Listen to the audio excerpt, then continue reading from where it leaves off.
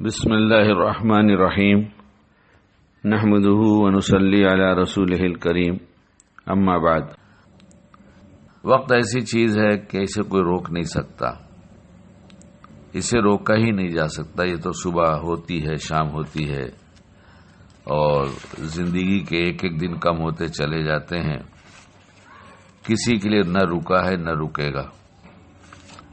جو لوگ کچھ کر لینا چاہتے ہیں زندگی میں، وہ سب سے پہلا کام وقت کی ترتیب بناتے ہیں کہ ہماری مشغولی کے اعتبار سے 24 گھنٹے ہمیں کیسے گزارنا ہے، کن کن کاموں میں کتنا وقت لگانا ہے۔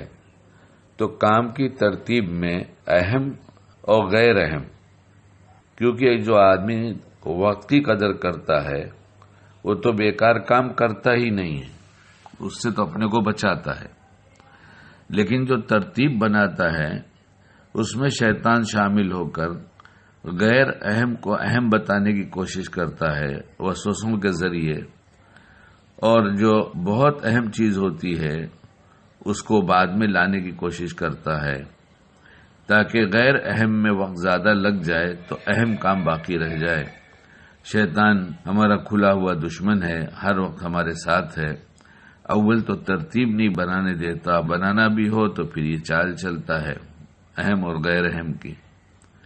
اس کے ساتھ ساتھ دو چیزیں اگر ہم اپنے قابو میں کر لیں، ایک تو یہ کہ ہمیں سونا جلدی سے، جلدی سونا جلدی اٹھنا، ہم اپنا معمول بنا لیں گے تو بہت آسانی سے جی سکتے ہیں، اور اس وقت کو ہم کنٹرول میں لا سکتے ہیں۔ ایک دفعہ عمرے کے سفر میں طبیعت زیادہ خراب ہوئی مدینہ پاک میں، تو وہاں جاگنے کا بہت رواج ہے سعودی میں، اور خاص طور سے جدہ، مکہ، مدینہ، یہاں تو ہم لوگ گئے بھی ہیں، جانتے ہیں بہت دیر دیر تک رات میں جاگتے ہیں لوگ۔ اس لیے کھانے کی دعوت کوئی کرتا ہے تو فجر ناشتہ نہیں کراتا اور ظہر کے بعد کھانا نہیں کھلاتا، کھانا رات کی ہی بات کرتا، اور یہ رات کا کھانا مہمان جس کو بلاتا ہے اس کا بھی وقت ضائع ہوتا ہے، بہت وقت جاتا ہے، اور جو کھلاتا ہے اس وقت بھی جاتا ہے۔ بہرحال اللہ کرے ہماری ترتیب صحیح ہو جائے۔ تو پڑوس میں ایک ڈاکٹر صاحب تھے جو بڑا ہاسپٹل ہے گورنمنٹ کا، اس میں بڑے ڈاکٹر ہیں، ان سے کسی نے تعارف کرایا تو انہوں نے کہا کل ہاسپٹل میں آ جاؤں۔ میں وہاں گیا، وہاں انہوں نے سب رپورٹ وغیرہ نکلوایا، سب چیک کیا، اور کہا کہ شام کو گھر پہ آؤں گا تو مجھ سے لے لینا، میں بتا دوں گا کیا کرنا ہے۔ اب ہم لوگ عشاء پڑھ کے حرم سے گھر واپس پہنچے، اور پھر اطمینان سے کھانا کھایا، اور کھانا کھا کر وہ بالکل پڑوس میں ہی تھے، تو وہاں رپورٹ لینے پہنچے، گھنٹی بجائے تو ایک 15-16 سال کا بچہ آنکھیں ملتا ہوا باہر آیا، اور یہ کہا کہ ہمارے یہاں سب لوگ سو گئے۔ بڑی شرمندگی ہوئی، معافی مانگا۔ دوسرے دن جب صبح میں رپورٹ لیا تو بھی کہا کہ معاف کر دیجئے، بہت زحمت ہوئی آپ کو، آپ کے بچے کی نیند خراب ہوئی۔ انہوں نے کہا نہیں، ہم لوگ مغرب کے بعد کھانا کھا لیتے ہیں، اور کبھی مغرب سے پہلے کھا لیتے ہیں، اور عشاء پڑھ کر فوراً سو جاتے ہیں۔ اسی جگہ جہاں اتنے لوگ یہ کہتے ہیں کہ ہماری مجبوری ہے، کیا کریں، یہاں کا ماحول ایسا ہے، اسی ماحول میں اپنی آنکھوں سے میں نے دیکھ لیا کہ کچھ لوگ ایسے ہیں جو وقت کی اس طرح قدردانی کرتے ہیں۔ ہم نے ہی نہیں طے کیا ہے، اس لیے ہم طے کر لیں تو بہت کچھ کر سکتے ہیں، بہت کچھ کر سکتے ہیں، نہیں کر سکتے ایسا نہیں ہے۔ اس لیے پہلے سونے کا وقت طے کر لیں، پھر کتنے گھنٹے سونا ہے یہ طے کر لیا، اتنے بجے اٹھنا ہے۔ ایک بزرگ کے بارے میں پڑھا، کتاب میں لکھا ہوا تھا کہ غروب کے 2.5 گھنٹے کے بعد سو جاتا ہوں، اور طلوع سے 2.5 گھنٹہ پہلے اٹھ جاتا ہوں۔ زندگی کا یہی معمول ہے۔ تو یہ سب ہمارے بس میں اللہ نے رکھا ہے، ہم کرنا چاہیں تو یہ سب ہو سکتا ہے، نہیں ہو سکتا ایسا نہیں۔ اور سننے کے بعد کسی زمانے میں کچھ چند سال پہلے، یعنی میں سمجھتا ہوں شاید 15 سال بعد پرانی ہوگی، کہ اس وقت کے متعلق بہت بیان ہوا، تو کئی مجلسوں کے بعد میں نے سوال کیا کہ بھائی یہ بات جو بیان کی جا رہی ہے اس پر کوئی عمل بھی کر رہا ہے یا یوں ہی بیان ہم کر رہے ہیں اور آپ سن رہے ہیں؟ تو ایک نوجوان عالم اٹھے، انہوں نے اپنی کارکردگی، اپنے اصول ضابطے جو وقت کے متعلق بنایا تھا انہوں نے سنایا. ساتھ ساتھ ایک بات انہوں نے یہ بھی کہا کہ میں ویسے پہلے سے اپنا وقت ضائع نہیں کرتا تھا، لیکن ترتیب کوئی نہیں تھی. ترتیب بنانے کے بعد پتہ چلا کہ ہم نے بہت سا وقت ضائع کیا ہے، کیونکہ ترتیب بنانے کے بعد جتنے کام کرنے لگے وہ بہت کام ہو رہا ہے. ماشاءاللہ مجھ کو بھی نفع ہو رہا ہے اور میرے گھر والوں کو بھی نفع ہو رہا ہے. اور مجھے تو گھر میں اہلیہ کو اور بچوں کو پڑھانے کا کبھی خیال بھی نہیں تھا، اور میں اپنی مشغولی میں سمجھتا تھا کہ میرے پاس وقت نہیں بچتا اور میں وقت تو ضائع بھی نہیں کرتا. لیکن جب ترتیب بنا دیا وقت کی تو پتہ چلا بہت سا وقت ضائع ہوا، اور اب اس وقت سے بہت زیادہ فائدہ ہم اٹھا رہے ہیں. اور انہوں نے اپنی پوری ترتیب سنایا جسے سن کر جی خوش ہوا. اور بھی بہت سے لوگ ایسے ہیں جنہوں نے اس پر عمل کیا. کرنے والے کر سکتے ہیں، ہمارا ارادہ نہیں ہوتا. ہم کبھی ایسی بات سنتے ہیں تو ہمارے جذبات بنتے ہیں، نہیں ہم بھی کریں گے، بہت اچھی بات، بڑے کام کی بات ہے، ہم بھی کریں گے. لیکن 2-4 دن یہ جوش ہوتا ہے، اس کے بعد پھر کوئی ترتیب نہیں بن پاتی. ہم ہمت کر لیں، طے کر لیں اور اپنے اس منصوبے کو عملی جامہ پہنانے کے لیے اللہ پاک سے دعا کر لیں. آج کل آپ دیکھ رہے ہیں 1 مہینہ تقریباً یا کچھ کم زیادہ میں ایک بات بار بار کہہ رہا ہوں اور مجھے اس سے بہت نفع ہو رہا ہے. آپ حضرات بھی اس سے نفع اٹھا لیجئے. یا ارحم الراحمین، یا ارحم الراحمین، یا ارحم الراحمین، جزا اللہ عنا محمد صلی اللہ علیہ وسلم ما هو اہلہ. اللہ پاک میری سمجھ میں نہیں آ رہا ہے میں اس ترتیب میں کیسے بناؤں، آپ میرے دل میں ڈال دیجئے، آپ میرے دل میں ڈال دیجئے. یہ دعا مانگ لی جائے، پھر دعا مانگ لیا، پھر درود پڑھ لیا. 1 دن 2 دن 3 دن، اس کے بعد محسوس کریں گے کہ ذہن میں اس طرح کی باتیں آنے لگیں جس سے ہماری وقت کی اچھی ترتیب بن سکتی ہے. تو میں عرض کر رہا تھا کہ رات کو سونا اور صبح جلدی اٹھنا. صبح کے وقت میں برکت ہے.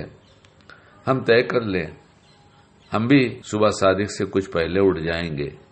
جب جلدی سو جائیں گے تو جلدی اٹھنا اپنے آپ عمل میں آ جائے گا. اس کے لیے پھر ہمیں بہت کچھ سوچنے کی ضرورت نہیں. ہم جلدی سوئیں گے تو جلدی اٹھنے کے لامحالہ اٹھیں گے، کتنا سوئیں گے. اور پھر طے کر لیا ہے تو پھر اللہ کی مدد بھی آئے گی کہ اللہ تعالی ہمیں جلدی جگہ بھی دیں گے. تہجد کی کچھ نفلیں، کچھ رکعتیں، نمازوں کے ساتھ اللہ کا پاک کلام، کچھ ذکر، کچھ دعائیں. اشراق تک کا اگر وقت طے کر لیا کہ ہم اتنا کچھ کریں گے تو بہت کچھ کر سکتے ہیں، بہت کچھ کر سکتے ہیں. کچھ دن تجربہ کر کے دیکھ لیں. بغیر ترتیب کی تو زندگی گزر گئی، اب کچھ دن ترتیب والی زندگی پر زندگی گزار کے دیکھ لیں. جس طرح سے صبح اٹھ کر ناشتہ نہ ملے تو جسمانی کمزوری محسوس ہوتی ہے، ایسے ہی صبح اٹھ کر ان اعمال کو نہ کیا جائے جو ہم نے عرض کیا کہ کچھ نفلیں ہیں، تلاوت ہے، تسبیح ہے، اللہ کا ذکر ہے، دعائیں ہیں. یہ روحانی غذا ہے. روحانی غذا نہ ملنے سے روح کمزور ہوتی ہے. اگر اس کا وقت طے کر لیں گے، کبھی آگے پیچھے کسی وجہ سے ہو گیا تو کتنی سہولت اللہ نے دیا ہے، شریعت نے کتنی آسانی کر دیا ہمارے لیے کہ جو صبح کے تمہارے اعمال ہیں اگر کسی وجہ سے چھوٹ گئے ہیں تو تم زوال سے پہلے پورا کر لو. کتنا لمبا وقت مل گیا ہمیں. چھوڑنا نہیں ہے قصدن، کسی مجبوری سے چھوٹ گیا ہے تو زوال سے پہلے پورا کر لیا جائے. تہجد اگر قضا ہو گئی ہے تو زوال سے پہلے پڑھ لیں. لیکن اور بہت سی چیزیں ایسی ہیں، مثلا اگر تلاوت رہ گئی ہے اور زوال تک موقع نہیں ملا تو سونے سے پہلے پوری کر لیں گے۔ شریعت میں تنگی کہاں ہے؟ شریعت میں تو بہت آسانیاں ہیں۔ شریعت تو آسانی کے لیے ہی دی گئی ہے اور نفع اٹھانے کے لیے دی گئی ہے۔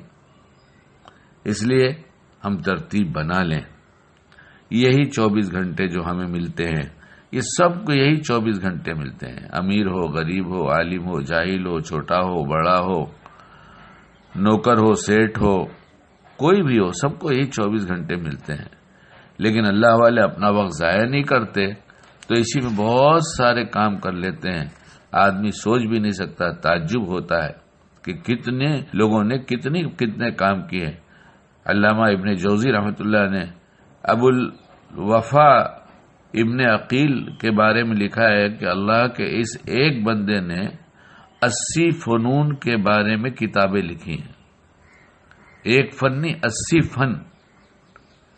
ان کی ایک کتاب 800 جلدوں میں ہے، اور کہا جاتا ہے کہ دنیا میں لکھی جانے والی کتابوں میں یہ سب سے بڑی کتاب ہے۔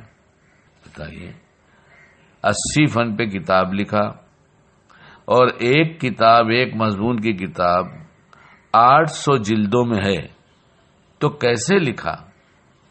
کہاں سے وقت آیا؟ وقت کی قدر کرنے سے، نعمت کی قدر کرنے سے نعمتیں بڑھتی ہیں۔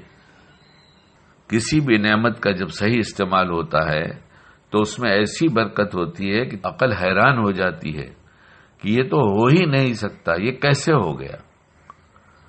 اور یہ جیسے کرنے والے کر کے چلے گئے تو یہ دروازہ بند نہیں ہوا کہ اب یہ دروازہ بند ہو گیا، اب کوئی نہیں کر سکتا۔ نہیں، ہم بھی کر سکتے ہیں۔ ہم اپنے حالات کے اعتبار سے صبح کی ان اوقات کا ایسا صحیح استعمال کر لیں گے، پھر اس کی برکتیں دن بھر کے کاموں میں ہمیں دکھائی دے گی، اور ہم جو کام نہیں کر سکتے تھے وہ سب کر لیں گے۔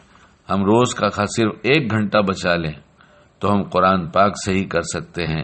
ہمارے جیسے جو لوگ ہیں، ہم 1 گھنٹے میں مختلف قسم کی کتابیں علماء سے پوچھ کر 10 منٹ کا مطالعہ کر لیں ان کے سامنے، کسی عالم کے سامنے بیٹھ کر، تو بہت سارے مسائل اور بہت ساری حدیث اور بہت سارے وہ واقعات جس کی وجہ سے ہمارے اندر ایمان میں تازگی پیدا ہوتی ہے، وہ سب ہمیں مل جائے صرف 1 گھنٹے کے اندر۔ اور ترتیب بنا لیں گے تو 1 گھنٹہ نکالنا کوئی مشکل کام نہیں ہے، کوئی مشکل کام نہیں ہے۔ اس لیے میں بھی محتاج ہوں، اللہ مجھے بھی عمل کی توفیق دے۔ ہم اپنا نظام الاوقات بنا لیں، یعنی ٹائم ٹیبل بنا لیں، اور اللہ سے مانگ لیں کہ اللہ تعالیٰ آپ ہی ہماری ترتیب ایسی بنا دیجئے جس سے ہم زیادہ سے زیادہ نفع اس زندگی سے اٹھا سکیں۔